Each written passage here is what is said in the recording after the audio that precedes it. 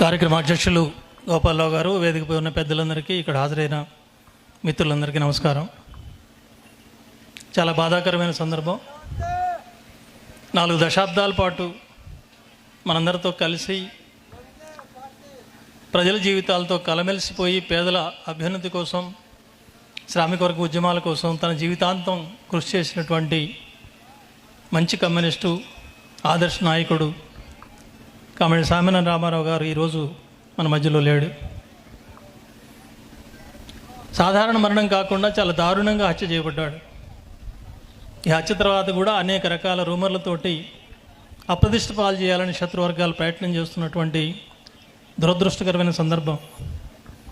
రామారావు గారి గురించి, ఆయన వ్యక్తిగత జీవితం గురించి ఇక్కడ ఉన్న ప్రజలకు నేను చెప్పాల్సిన అవసరం లేదు. ప్రజలే పరమావధిగా భావించి ఉద్యమాల్లో పనిచేసినటువంటి నిష్కళంకమైనటువంటి కమ్యూనిస్టు యోధుడు కామెడి రామారావు గారు. ఈ గ్రామంలో చాలా ప్రారంభం నుండి కష్టాలు ఉన్నాయి. ప్రశాంతంగా లేదు ఈ గ్రామం. ఆనాడు ఖమ్మం డివిజన్ ఉద్యమంలో ముఖ్యమైన అన్ని గ్రామాల్లో కూడా దాడులు, దౌర్జన్యాలు, హత్యాకాండలు, దోపిడీలు యథేచ్ఛగా సాగినటువంటి రోజులు. కాంగ్రెస్ నాయకులు తమకు ఎదురే లేదన్నట్టుగా, తమదే రాజ్యం అన్నట్టుగా కమ్యూనిస్టులని ఊచకోత కోసినటువంటి సందర్భాలు. 1, 2, 3 సంవత్సరాల కాలంలోనే 29 మంది కమ్యూనిస్ట్ నాయకుల్ని దారుణంగా హతమార్చినటువంటి సందర్భాలు ఆనాడు ఉన్నాయి. ప్రతి ఊరు రావణ కాష్టంలాగా రగిలింది. కమ్యూనిస్ట్ పార్టీలో పనిచేసే కార్యకర్త ఎవరు కూడా స్వేచ్ఛగా తిరగలేని పరిస్థితి. కోడిపిల్లలు కాస్త తల్లికి దూరం అయితే గద్దలు ఎత్తుకుపోయినట్టుగా ఒక కమ్యూనిస్ట్ కార్యకర్త, నాయకుడు ఇంట్లోంచి బయటకు వెళ్తే సాయంత్రానికి మళ్ళీ ఇంటికి చేరుతారనే గ్యారంటీ లేనటువంటి పరిస్థితి. బయటికి ఎక్కడికి వెళ్ళినా సరే 10 మందితో వెళ్లాల్సిన పరిస్థితి, ఆయుధాలు చేతపట్టుకొని తిరగాల్సిన పరిస్థితి, రక్షణలు కల్పించుకోవాల్సిన పరిస్థితి. మన రాష్ట్ర పార్టీ కార్యదర్శి గారు జాన్ వెస్లీ గారు వచ్చారు, వారిని వేదికపైకి. అట్లాంటి నిర్బంధ కాండలు అనుభవించినటువంటి గ్రామాల్లో పాత్రలపాడు కూడా ఉంది. రామారావు గారి గురించి సౌమ్యుడు, మితభాషి, సహృదయుడు ఇవన్నీ చెప్తున్నాం. అక్షరాల నిజం, 100కి 100 నిజం. కానీ ఆయనలో ఇంకొక రామారావు ఉన్నాడు. వ్యక్తిగతంగా రామారావే కాదు, ఏ కమ్యూనిస్ట్ అయినా, నిజమైన కమ్యూనిస్ట్ అలా ఉండాలి. వ్యక్తిగత ద్వేషాలు ఎవరి మీద ఉండాల్సిన అవసరం లేదు. అందరితో సరళంగా మాట్లాడతాం, సహృదయంతో ఉంటాం, మంచి మనసుతో ఉంటాం, మానవత్వంతో ఉంటాం. కానీ వర్గ సమస్య వచ్చినప్పుడు, పేదలకు అన్యాయం జరుగుతున్నప్పుడు, దుర్మార్గులు గుండాయుధం చేస్తున్నప్పుడు బుద్ధికి బుద్ధి చెప్పాల్సిన శౌర్యం కూడా కమ్యూనిస్టుకు ఉండాలి. ఆ రకమైనటువంటి తెగువ, మిలిటెంట్ మనస్తత్వం, ఆలోచన, ప్లానింగ్ అన్నీ సర్వం రామారావులో ఉన్నాయి. కాబట్టే ఈ ఊరు దక్కింది. నాకు బాగా తెలుసు, చిన్ననాడు ఆ నిర్బంధం వచ్చినప్పుడు కొన్ని ఘటనలు ఇక్కడ జరిగితే తట్టుకోలేక కాందిశీకులుగా బయటకు వచ్చారు ఇక్కడ గ్రామస్తులు, కమ్యూనిస్టులు వచ్చి అనేక గ్రామాల్లో తలదాచుకున్నారు. మా దగ్గర చాలామంది ఉన్నారు చాలా కాలం పాటు, అవన్నీ నాకు గుర్తొస్తున్నాయి. కానీ ఆ సమయంలో కూడా రామారావు గ్రామం వదిలిపెట్టకుండా గ్రామంలో ఉండి మళ్ళీ ఉద్యమాన్ని నిర్మించి బలహీనపడింది, ఇంకా ఊళ్ళో కూడా నివసించలేని పరిస్థితుల్లో ఉన్న కొద్దిపాటి కమ్యూనిస్టులు ఊరు బయటికి వెళ్లాల్సి వచ్చింది కొన్ని సంవత్సరాల పాటు అన్న పాతలపాడు గ్రామాన్ని మళ్ళీ ఎర్ర జెండాగా, కంచుకోటగా మార్చినటువంటి చరిత్ర రామారావు గారిది. ఆ రకమైనటువంటి ప్రజావిశ్వాసాన్ని చూరగన్నాడు ఆయన. ఆ తర్వాత సర్పంచ్గా చేశాడు, భార్య స్వరాజ్యం సర్పంచ్ అయింది. అనేక సంవత్సరాల పాటు సిపిఎం పార్టీ ఆధ్వర్యంలో ఈ గ్రామం అభివృద్ధి చెందింది. ఆ విషయాలని మనకు తెలుసు. కానీ ఈ రోజున ఇంత సడన్గా మళ్ళీ ఆ కామ్రేడ్ని పొట్టన పెట్టుకున్నారంటే దాదాపు ఊహించలేకపోయాం. నేనైతే నా ఊహకు కూడా రాలేదు. రామారావుని చంపాల్సిన పరిస్థితి కానీ, చంపే ఆలోచన కానీ శత్రువులకు కూడా ఉంటుందని అనుకోలేదు. అంతటి ప్రశాంతమైన పరిస్థితులు ఈనాడు ఉన్నాయి. కానీ వాళ్ళు చేశారు. ఎందుకు చేశారు? నాయకులు మాట్లాడారు. వాళ్ళు ఏ రకమైన తప్పుడు ప్రచారాలు చేసినా ఇది వాస్తవం.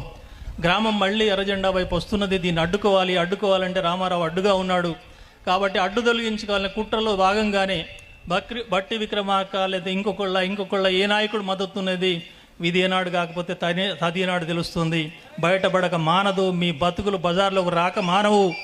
ఆ రకంగా రామారావు వెనక ఎవరెవరు ఉన్నారో అది ఖచ్చితంగా బయటపడి తీరుతుంది. కాంగ్రెస్ నాయకులు ఉన్నారనేది వాస్తవం, కాంగ్రెస్ గుండాలు ఉన్నారనేది వాస్తవం, కాంగ్రెస్ పార్టీ ఉన్నదనేది వాస్తవం. ఈ వాస్తవాన్ని నుంచి మీరు తప్పించుకోలేరు. మా నాయకులు చెప్పినట్టుగా ఇది కాదు అంటే రుజువు చేయాల్సిన బాధ్యత మీకుంది. దుండగులు వెంటనే అరెస్ట్ చేయాల్సిన బాధ్యత మీకున్నది. అది తక్షణం జరగకపోతే మాత్రం అయితే మేమేదో విజ్ఞప్తులు మాత్రమే చేస్తాం. అయ్యా భట్టి గారు, మీరు దయచేసి ఆ దుండగులను అరెస్ట్ చేయండి. అయ్యా ముఖ్యమంత్రి గారు, మీ ప్రభుత్వం కాబట్టి మీది బాధ్యత, మీరు అరెస్ట్ చేయండి. మా నాయకుడికి న్యాయం చేయండి. నిజమే, మీరు ప్రభుత్వంలో ఉన్నారు కాబట్టి అడుగుతున్నాం, అభ్యర్థిస్తున్నాం, దరఖాస్తు పెడుతున్నాం, దండం పెడుతున్నాం. కానీ మా దండానికి విజ్ఞప్తికి అంగీకరించకపోతే దండం తీసుకోవడం కూడా మాకు తెలుసు. దండం పెట్టడమే కాదు, దండం తీసుకోవడం కూడా మాకు తెలుసు. అది లేకపోతే కమ్యూనిస్టులు ఇప్పటిదాకా బతికేవాళ్ళు కాదు. మీ దయాదాక్షిణ్యాలతోటి, మీ పోలీస్ కరుణా కటాక్షాలతోటి మీరు న్యాయంగా విచారణ చేసి హంతకుల్ని పట్టుకొని బంధించి రక్షణ మాకు ఇస్తేనే బతికింది కాదు కమ్యూనిస్ట్ పార్టీ. నువ్వు బతికించక్కర్లేదు, నీ బతకడం ఎట్లా నాకు తెలుసు. నువ్వు దెబ్బ కొడితే, చెంప దెబ్బ కొడితే ఇంకో చెంప దెబ్బ చూపించడానికి, ఇంకో చెంప చూపించడానికి గాంధీ గారి సిద్ధాంతం కాదు. చెంప చూపిస్తే ఇంకొక చెంప పగలగొట్టి తీరుతాం. అయితే వ్యక్తిగత హింసావాదంతో కమ్యూనిస్ట్ పార్టీ లేదు. కన్నుకు కన్ను, పన్నుకు పన్ను, హత్యకు హత్య అనే సిద్ధాంతాన్ని నేర్పేవాళ్ళం మేమైతే గ్రామాలని రక్తంతో ఓడుకునేవి. కానీ మేము రాజకీయాలు నడుపుతున్నాం, ప్రజల కోసం నడుపుతున్నాం. ప్రజలకు ఏ సమస్య వచ్చిందో ఆ సమస్య పరిష్కారం కోసం ఆలోచిస్తున్నాం. ఆ సమస్య పరిష్కారం కోసం అడ్డంకులు ఎవరున్నారో అడ్డంకులు తొలగించే కృషి చేస్తున్నాం. అంటే ఈ రోజున ప్రజా సమస్యల పరిష్కారానికి, ప్రజల అభివృద్ధికి ఆటంకంగా ఉన్నటువంటి ప్రభుత్వాలు, అది కేంద్రంలో ఉన్న బీజేపీ కావచ్చు, రాష్ట్రంలో ఉన్న కాంగ్రెస్ ప్రభుత్వం కావచ్చు, చెప్పిన వాగ్దానాలు అమలు చేయకుండా ప్రజలట్లా మోసం చేస్తున్నారు. ప్రజల్ని చైతన్యం చేసే కృషిలో కమ్యూనిస్టులు ఉన్నారు. కొంతమంది మీరు అనుకోవచ్చు, కమ్యూనిస్టులు బలహీనపడ్డారు, ఓటు రాలేదు, సీటు రాలేదు, గతంలోని వైభవం తగ్గిపోయిందని. కమ్యూనిస్టు వైభవం అనేది సీట్లలో, ఓట్లలో లేదు. అన్యాయానికి వ్యతిరేకంగా, కష్టాలకు వ్యతిరేకంగా, కన్నీళ్లకు వ్యతిరేకంగా పోరాడే దమ్ము, ధైర్యంలో ఉంది కమ్యూనిస్ట్ పార్టీ యొక్క శక్తి. ఆ రకమైన స్ఫూర్తితో ఇవాళ పోరాడుతున్నాం. దేశం వాళ్ళు ఎదుర్కొంటున్న సమస్యలు ఏంటి? మోడీ గారు అధికారంలోకి వచ్చాడు, ప్రజాస్వామ్యాన్ని ఖూనీ చేస్తున్నాడు. గతంలో ఓట్లు వేయాలంటే సారా పోసేవాళ్ళు, బిర్యానీ ప్యాకెట్ ఇచ్చేవాళ్ళు. ఇప్పుడు ఆ కొంటే కూడా ఓట్లు పడితేనే గ్యారంటీ లేదు, ఓట్లే లేకుండా చేస్తున్నారు. బీహార్లో 65 లక్షల ఓట్లు తీసేశారు. 65 లక్షల ఓట్లు తీసేసినా సరే మిగిలిన వాళ్ళు ఓట్లేసి గెలిపిస్తారనే గ్యారంటీ లేదు వాళ్ళ బీహార్ ఎన్నికల్లో. అందుకే కొత్త కొత్త ఉపాయాలు చేస్తున్నారు, పార్టీలను చీలుస్తున్నారు.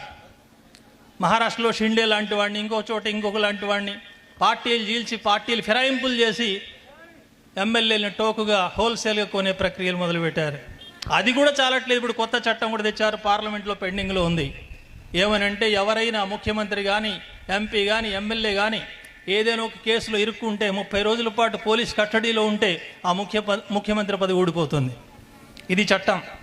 అంటే ఈ చట్టం ప్రకారం ఏంటి? కేసు ఎట్లా వస్తుందో మనకు తెలుసు. కేసులు పోలీసులు పెట్టమంటే పెట్టేస్తారు, బెయిల్ ఇవ్వద్దంటే ఇవ్వరు, 30 రోజులు కస్టడీలు ఉంటారు. అంటే ముఖ్యమంత్రి కూడా పదవీచ్యుతులు అయిపోతాడు, పార్టీలన్నీ మారిపోతాయి. ఇది బీజేపీ రాజకీయం. ప్రజాస్వామ్యాన్ని ఖూనీ చేస్తోంది బీజేపీ ప్రభుత్వం. నియంతృత్వాన్ని ప్రవేశపెడుతోంది. ఎవరిని హత్య చేస్తారో, ఎవరిని ఎప్పుడు జైల్లో పెడతారో, ఎన్ని రోజులు జైల్లో పెడతారో, ఎన్ని రోజులు బెయిల్ లేకుండా ఉంచుతారో కూడా తెలియదు. దేశం ఒక జైలుగా మారిపోతోంది. మతోన్మాదం పెంచుతున్నారు.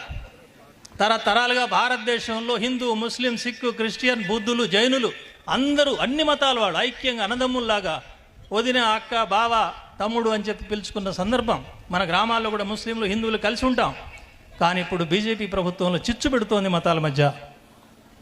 ఒక మతానికి ఇంకో మతానికి ఘర్షణ లేపి ఆ మత రాజకీయాల్లో ఓట్ల పబ్బం గడుపుకునే రాజకీయాలు చేస్తోంది బీజేపీ పార్టీ. సాక్షాత్తు ప్రధానమంత్రి స్వతంత్ర భారతదేశంలో స్వతంత్రం వచ్చిన దాని గుర్తుగా ఎర్రకోట చెప్తాం మనం, ఢిల్లీలో ఉన్న ఎర్రకోట.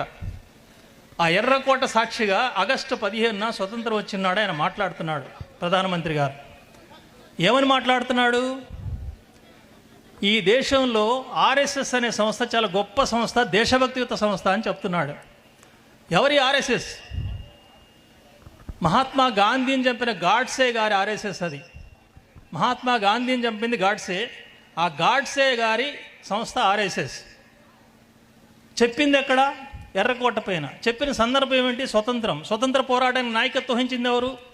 అనేక మంది నాయకులతో పాటు గాంధీ గారు ప్రముఖ నాయకత్వం వహించాడు. ఆ స్వతంత్రానికి నాయకత్వం వహించిన గాంధీ గారిని చంపిన గాడ్సే గారి సంస్థ ఆర్ఎస్ఎస్ ఈ దేశానికి గొప్ప సేవ చేసింది అని సాక్షాత్తు మన ప్రధానమంత్రి గారు ఎర్రకోట మీద చెప్తున్నాడు. ఏంటట ఆ గొప్ప సేవ? స్వతంత్రం తెచ్చినటువంటి తేవడంలో ముఖ్య పాత్ర వహించినటువంటి గాంధీ గారిని చంపడమేనా గొప్ప సేవ? స్వతంత్ర పోరాటంలో ఒక్కనాడు ఒక్క బీజేపీ నాయకుడు పాల్గొనకపోవడమా సేవ అంటే? మతాల మధ్య చిచ్చుపెట్టి ఐక్యంగా ఉన్న భారతదేశాన్ని రమణ కాష్టం చేయటమా దేశానికి సేవ చేయటం అంటే? ఇట్లాంటి సేవ చేసింది ఆర్ఎస్ఎస్ అని చెప్తున్నాడు. దీని అర్థాన్ని ఆ ఆర్ఎస్ఎస్ నాయకుడు ఇంకా విడమర్చి చెప్పాడు ఢిల్లీలో ఇంకొక మీటింగ్లో. ఏమనంటే, ఈ మధ్య 92లో బాబ్రీ మసీదుని కోలేశారు, రాముడి గుడి కట్టారు, ఇది మంచి పని జరిగింది, కానీ ఇంకా 2 మిగిలి ఉన్నాయి అంటున్నాడు. ఇంకా 2 మిగిలి ఉన్నాయంట. వారణాసిలో ఒకటి, మధురలో ఒకటి. వారణాసిలో ఒక మసీదు ఉంది, మధురలో ఇంకో మసీదు ఉంది. ఆ 2 గోలగొట్టాలంటున్నాడు. అంటే ఒక బాబ్రీ మసీదు గోలగొడితే దేశం అంతా అల్లకల్లోలమైంది, మతాల మధ్య చిచ్చు లేచింది. దాని ఫలితంగా ఓట్లు దండుకొని రాజ్యాంగం వచ్చింది బీజేపీ పార్టీ. ఈ ఉన్న రాజ్యాన్ని స్థిరపరచుకోవాలంటే, తిరుగు లేకుండా పరిపాలించాలంటే ఇంకా 2-3 మసీదులు గోలగొట్టి దేశంలో అల్లకల్లోలం సృష్టించాలనేది బీజేపీ ప్లాన్. ఇదా మనం కోరుకుంటున్నది? ఈ రకంగా దేశాన్ని అస్థిరపాలు చేసేటువంటి బీజేపీకి వ్యతిరేకంగా పోరాడుతున్న కృషి కమ్యూనిస్టులు చేస్తున్నారు. ఆ కృషి ఇక్కడ చేయాలి కాంగ్రెస్ పార్టీ వాళ్ళు. ఏం చేస్తున్నారు? రేవంత్ రెడ్డి గారు, కేటీఆర్ గారు, లేదా కేసీఆర్ గారు, ఇంకో పక్క కిషన్ రెడ్డి గారు రోజు నువ్వు దొంగ అంటే నువ్వు దొంగ అని తిట్టుకోవడం, ఇది వీళ్ళు చేస్తున్న రాజకీయం. జూబ్లీహిల్స్లో నువ్వు గెలుస్తావా, నేను గెలుస్తావా అని మర్యాదపూర్వకంగా, అంటే కనీసం ఈ సభలో మాట్లాడటానికి వీల్లేని మాటలు మాట్లాడుతున్నారు. చెత్తనా కొడుకట ఒక ఆయన చెప్తున్నాడు. అసలు సాక్షాత్తు ముఖ్యమంత్రి స్థాయిలో మాటలు, వాడు నా చెత్తనా కొడుకు అని మాట్లాడుతున్నాడు. మరి వాళ్ళు చెత్తనా కొడుకో వీళ్ళు చెత్తనా కొడుకులో, వీళ్ళందరూ దేశానికి పట్టిన చెత్తనా కొడుకులను మనం అర్థం చేసుకోవాలి. అంటే ప్రజల తరఫున ఎన్నికైన వాడు, నువ్వు ఇస్తా అన్న మహిళల వరాలు ఏమి ఇచ్చావు? 2500 ఇచ్చావా? దళితులకు భూమి ఇచ్చావా?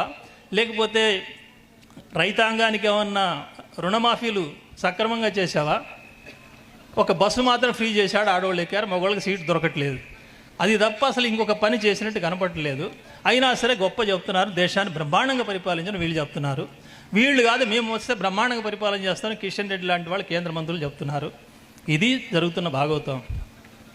ఇది అర్థం చేసుకోకుండా, ఈ పనికిమాల రాజకీయవేత్తల్ని రాజకీయ రంగం నుంచి తరిమి కొట్టకుండా, మనలో మనం తగాదా పెట్టుకోవడానికి లోకల్కి ఇట్లాంటి ఘర్షణలు సృష్టించి మంచి నాయకులను చంపించి ప్రశ్నించే ప్రశ్న లేకుండా చేసి ప్రజాస్వామ్యాన్ని ఖూనీ చేయాలనేది వీళ్ళు చేస్తున్న ప్రయత్నం.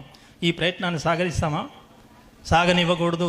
ఖచ్చితంగా దీన్ని ఎదుర్కోవాల్సిన అవసరం ఉంది, తుదముట్టించాల్సిన అవసరం ఉంది.